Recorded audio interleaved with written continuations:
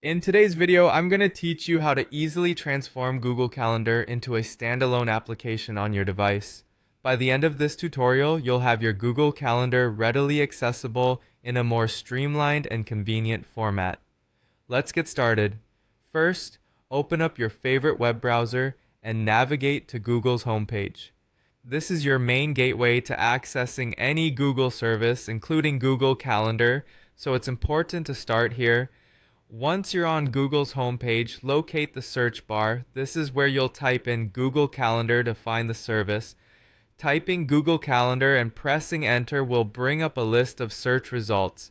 We're looking for a direct link to the Google Calendar service, so click on that when you see it. Now that you're on the Google Calendar page, you might notice a variety of settings and tools available.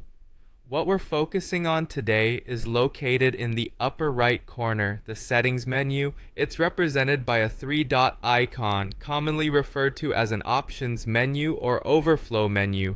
Click on this icon to explore more options. From the drop-down list that appears, look for the option labeled Cast, Save, and Share. This option will provide various ways you can share or work with the page. Go ahead and click on it. You're getting closer to making Google Calendar a standalone app. As you browse through the available options, you will find the Install page as App option. This feature is a part of many modern browsers, allowing web pages to function similarly to native applications. Click on Install page as App and follow any on-screen instructions. After initiating the installation, a prompt will appear asking if you'd like to proceed with the installation.